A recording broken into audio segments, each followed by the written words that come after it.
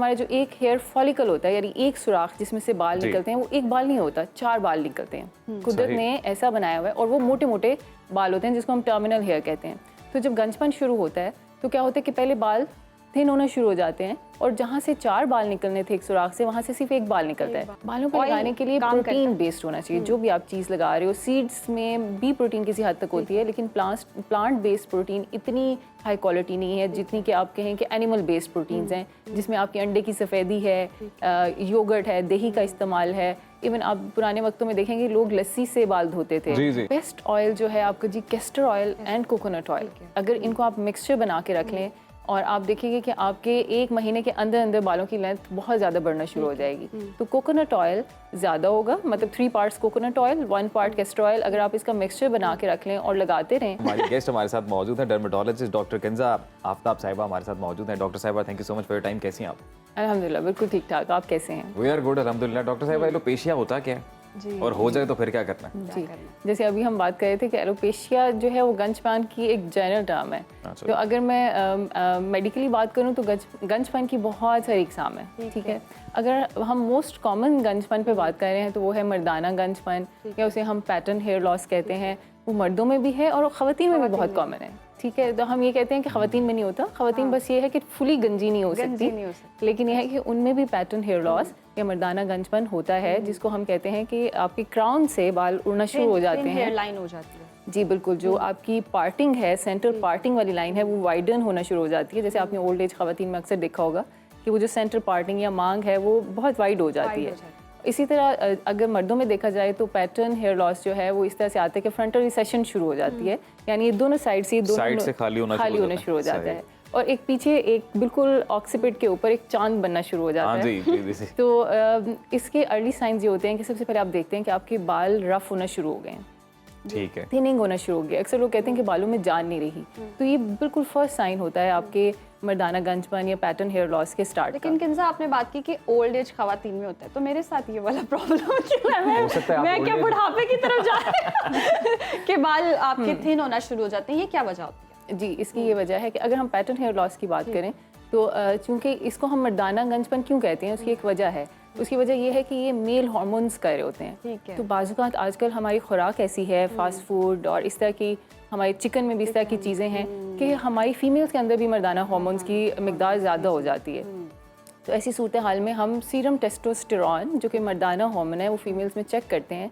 अगर इसकी मिकदार ज़्यादा हो तो ये एक बहुत बड़ी वजह है फीमेल्स में पैटर्न हेयर लॉस की। तो इसमें फिर हमें क्या खाना चाहिए, ऐसी डाइट क्या लेनी चाहिए, इसका हल क्या, इलाज क्या है कि इसको हम रिकवर कर सकें? जी, इसमें यह है कि ज़्यादा से ज़्यादा अपने वेजिटेरियन हो जाएं जितना हो सकते हैं, क्योंकि अभी हम इस चीज़ की श्योरिटी तो नहीं दे सकते कि अंडों में या चिकन में जो है टेस्टोस्टेरॉन या जो स्टेरॉइड हार्मोन्स हैं उनकी मिकदार कितनी है, इसकी श्योरिटी हम नहीं दे सकते। लेकिन इस चीज़ की श्योरिटी दे सकते हैं कि जो आपकी वेजिटेबल्स और फ्रूट हैं वो पाक हैं बिल्कुल, ऐसी किसी भी मिलावट से।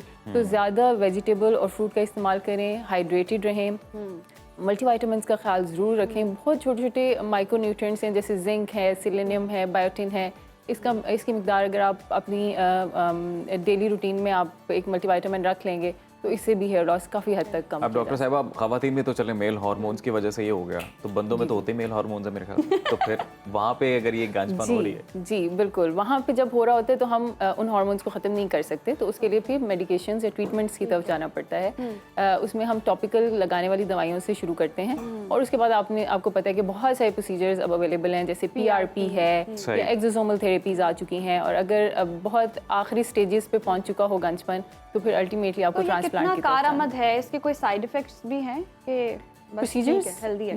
जी, प्रोसीजर्स हेल्दी हैं, प्रोसीजर्स बहुत हेल्दी हैं। ख़ासतौर पर अगर PRP की बात की जाए, जिसको हम प्लेटलेट रिच प्लाज्मा कहते हैं, वो आपके अपने ब्लड से लिया जाता है, ब्लड का सैंपल लिया जाता है और उसमें से एक वाइट पोर्शन आपके ब्लड का अलहदा कर लिया जाता है जो प्लेटलेट से रिच होता है। अब प्लेटलेट्स अल्लाह ताला ने जो बनाए हैं उसमें इतने ज़्यादा ग्रोथ फैक्टर्स हैं कि वो आप स्किन में लगाएंगे तो स्किन अच्छी होना शुरू हो जाएगी, अब स्कैल्प में लगाएंगे तो बाल उगने शुरू हो जाएंगे, इवन वो घुटनों में भी लगते हैं, जॉइंट पेन्स के लिए लगते हैं। तो ये तो रिसर्च बेस्ड, एविडेंस बेस्ड बात है। ये लॉन्ग टर्म होते हैं या जब जस्ट वन टाइम लगाए या सेशंस? क्योंकि मैं इसको थोड़ा बहुत रिसर्च किया था, लेकिन वो सेशंस एक अगर आपने ले लिया उसके बाद दूसरे सेशन के लिए जाते हैं, तो वो कब तक रिजल्ट्स आपको मिलते हैं और समटाइम्स नहीं भी मिलते हैं, जी वो क्या वजह देखें, होती है? अच्छा ये बताना बहुत ज़रूरी है कि कुछ चीज़ें ऑन गोइंग हैं। लाइक अगर आपको मर्दाना गंजपन शुरू हो गया तो इट्स फॉर लाइफ। जैसे आपको डायबिटीज़ हो गई है तो इट्स फॉर लाइफ। आपने मैनेज करना है आपने इसे। मैनेज ही करते रहना है इसको। तो उसके पहले 3 सेशंस मंथली होते हैं कि मतलब आपने एक लोडिंग डोज दे दी,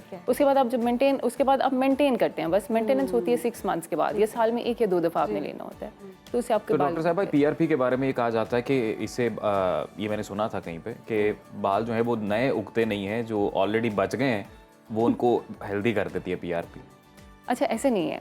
अब मुझे थोड़ा सा डिटेल में इसके लिए जाना पड़ेगा कि हमारा जो एक हेयर फॉलिकल होता है, यानी एक सुराख जिसमें से बाल निकलते हैं, वो एक बाल नहीं होता, 4 बाल निकलते हैं। कुदरत ने ऐसा बनाया हुआ है, और वो मोटे मोटे बाल होते हैं जिसको हम टर्मिनल हेयर कहते हैं।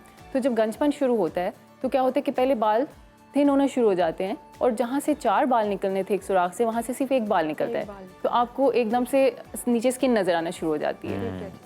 तो ऐसा नहीं है। जब हम उसको स्टिमुलेट करते हैं विद पीआरपी, विद एक्सोसोम या कोई भी मेडिसिन दे के, मिनॉक्सिडिल स्प्रे लगवा के, तो वही बाल, वो हेयर फॉलिकल स्टिमुलेट हो जाता है। तो वहाँ से दोबारा से 4 बाल निकलना शुरू हो जाते हैं और आहिस्ता आहिस्ता थिकनेस बढ़ना शुरू हो जाती है। तो बिल्कुल आप रिस्टोर कर सकते हैं अगर हेयर फॉलिकल प्रेजेंट है। डॉक्टर साहब ये शैम्पूज के बारे में भी बताइएगा कि ये कितना फ्रीक्वेंटली करना चाहिए, और अक्सर लोग बोलते हैं सल्फेट फ्री जो शैम्पूज हैं वो यूज़ करने चाहिए, इनमें कितनी हकीकत है? जी ये बिल्कुल सच बात है। सल्फेट जो है वो आपके बॉन्ड्स को तोड़ देता है। जो आपके हेयर के बॉन्ड्स होते हैं जो जोड़ के रखते हैं आपके क्यूटिकल्स को, उसको तोड़ देता है, जिससे बालों में थिनिंग शुरू हो जाती है। खासतौर पर ख़वातीन का प्रॉब्लम है कि आप देखेंगे आधे आधे बाल टूट के गिरना शुरू हो गए हैं। तो उसमें हम कहते हैं कि sulphate free, paraben free shampoos होने चाहिए। बिल्कुल ये सच बात है। फिर ऐसे सप्लीमेंट्स आ चुके हैं जो जिसमें कैटालेज है। कैटालेज एक ऐसा एंजाइम है जो कि सल्फेट को तोड़ देता है। अगर आपके शैम्पू में सल्फेट है भी तो वो आपके बालों से उसको निकाल देता है, तो उससे भी आपके बाल हेल्दी होने ये तो हमने बात कर ली ना शैम्पूज की। होममेड रेमेडीज भी बहुत आजकल सोशल मीडिया पर वायरल हैं। आप ये लगा लें, ये खा लें, वो कितना कारआमद होता है कि आप अपनी डाइट में इस तरह की चीजें लें कि आपके बाल हेल्दी हों? जी बिल्कुल, अगर तो बिल्कुल आप ऑर्गेनिक रहें तो हेल्पफुल होता है। जैसे कि अंडे और दही का मांस मुझे खुद बहुत पसंद है। ये सीड्स के बारे में मुझे बताइएगा, क्योंकि मैंने आजकल सीड्स का बहुत सुन रखा है कि पंपकिन सीड और ये सीड, ये एक्चुअल में जी ये काम करते हैं, हेल्पफुल होते हैं, बिल्कुल हेल्पफुल होते हैं। खासतौर पे चिया सीड्स हम अपने वेट लॉस में आजकल बहुत ज़्यादा देख रहे हैं कि चिया सीड्स, पंपकिन सीड्स बहुत अच्छे हैं कि इसमें फाइटोएस्ट्रोजन है, खासतौर पे ख़वातीन के लिए जिनके एस्ट्रोजन लेवल्स कम हो रहे होते हैं, तो उनके लिए बहुत ज़रूरी है। तो उससे आपके बाल भी बेहतर होते हैं। और बालों पे लगाने के लिए, अगर बालों पे लगाने के लिए प्रोटीन बेस्ड होना चाहिए। जो भी आप चीज़ लगा रहे हो, सीड्स में भी प्रोटीन किसी हद तक होती है, लेकिन प्लांट बेस्ड प्रोटीन इतनी हाई क्वालिटी नहीं है जितनी कि आप कहें कि एनिमल बेस्ड प्रोटीन्स हैं, जिसमें आपके अंडे की सफ़ेदी है, योगर्ट है, दही का इस्तेमाल है। इवन आप पुराने वक्तों में देखेंगे लोग लस्सी से बाल धोते थे। जी। तो lassi is a very good conditioner. उसमें प्रोटीन की इतनी अच्छी मिकदार है कि आप लगाओगे तो आपके क्यूटिकल्स बिल्कुल जो है वो ट्रीट हो जाएंगे। It's a treatment. तो ये बिल्कुल एनिमल बेस्ड प्रोटीन्स जब भी आप इस्तेमाल करेंगे अपने हेयर बॉडी के लिए, तो वो डेफिनेटली आपको फौरन रिजल्ट्स मिलेंगे। तो डॉक्टर साहब अभी आप एक होममेड रेमेडी बता रही थी, अंडा दही जो इसका, ये क्या कोई हेयर मास्क बनेगा? ये अजीम ने घर जाके करना है। जी बिल्कुल जरूर करें। बिल्कुल ये वंस अ वीक बहुत ज़रूरी है। अच्छा कुछ लोगों को ये होता है कि अंडे से स्मेल आएगी, लेकिन आप ये देखें कि उसमें सिर्फ एग वाइट लेना है आपने, उसमें येलो पार्ट नहीं लेना, ठीक है? और उसके साथ एक झिल्ली सी होती है येलो पार्ट के साथ, वो सही निकाल देनी, यानी एग योक और जो एक झिल्ली से है वो निकाल देनी। सिर्फ एग वाइट लेंगे, उसको अच्छा सा विस्क करेंगे, फेंटेंगे, और उसके अंदर 2 चम्मच दही, ठीक है, घर का बना हुआ दही हो तो बहुत अच्छी बात है, और उसमें 2 चम्मच सरसों का तेल, ये मिला के आप इसको आधा घंटे के लिए अपने बालों के ऊपर लगा लें और उसके बाद धो लें, तो आप देखेंगे कि किसी केराटिन ट्रीटमेंट से कम नहीं है। अच्छा डॉक्टर साहब, ऑयलिंग का भी बड़े बुजुर्ग कहते हैं कि जी फ्रीक्वेंटली ऑयलिंग करते रहा करें, तो ये ज़रूरी करनी चाहिए? अच्छा ऑयलिंग जो है ना बहुत ज़्यादा, इसलिए मैं इसके हक में नहीं हूँ क्योंकि खासतौर पे जिन लोगों को डैंड्रफ का प्रॉब्लम है ना, उनके लिए ऑयलिंग बिल्कुल अच्छी नहीं है। डैंड्रफ जो है वो एक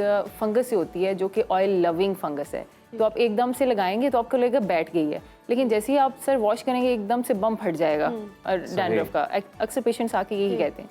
तो आपने डैंड्रफ वाले लोगों में ऑयलिंग अच्छी नहीं है। ये कोई टाइप्स होती हैं आपके हेयर के अकॉर्डिंग आप ऑयल इस्तेमाल करें। तो थिन हेयर के लिए कौन सा ऑयल हो सकता है कि जो बेस्ट हो? बेस्ट ऑयल जो है आपका जी castor oil and coconut oil, अगर इनको आप मिक्सचर बना के रख लें और आप देखेंगे कि आपके 1 महीने के अंदर अंदर बालों की लेंथ बहुत ज़्यादा बढ़ना शुरू हो जाएगी। तो कोकोनट ऑयल ज़्यादा होगा, मतलब 3 parts coconut oil, 1 part castor oil, अगर आप इसका मिक्सचर बना के रख लें और लगाते रहें रोज़ाना या हफ्ते में 2-3 दफ़ा। जाते जाते ये भी बता दीजिए, हम रोजमेरी के बारे में बहुत सुनते हैं कि उसका पानी का इस्तेमाल करें या रोजमेरी ऑयल इस्तेमाल करें, उससे वो कितना इफेक्टिव होता है? रोज़मेरी बिल्कुल नया आया है और हम इसे कर रहे हैं यूज़, अच्छे इफेक्ट्स भी आ रहे हैं, लेकिन मेरा ज़्यादा एक्सपीरियंस जो है वो कैस्टर ऑयल और कोकोनट ऑयल के साथ है, क्योंकि इस पे तो बहुत रिसर्च हुई है और बहुत सालों से यूज़ हो रहा है। ये कदीमी नुस्खा है, इससे आपकी आईलैशेस भी बढ़ती हैं और मेरे घर में मैंने बहुत सारे लोगों को भी ट्राई किया है, तो इससे काफ़ी अफाका होता है। और मर्द हज़रात भी ये सेम नुस्खा यूज़ कर सकते हैं। और मैं भी ये सारी चीज़ें इस्तेमाल करके, यानी कि आप अपनी ब्यूटी को इन्हांस कर सकते हैं, प्यारे लग सकते हैं, बाल भी आ सकते हैं, तो गंजपन भी दूर हो सकता है। बिल्कुल, गंजे होने से बच सकते हैं जी। ये तमाम होम रेमेडीज़ हैं, बड़ी आसान, ये आप अपने घर पे ज़रूर ट्राई करें और हमारे सोशल मीडिया पेजेस पे जाके जो भी रिजल्ट्स आए वो हमें ज़रूर बताएं। डॉक्टर केंद्र आफ्ताब साहिबा, बहुत शुक्रिया आपके वक्त, आपने सुनो पाकिस्तान का वक्त दिया।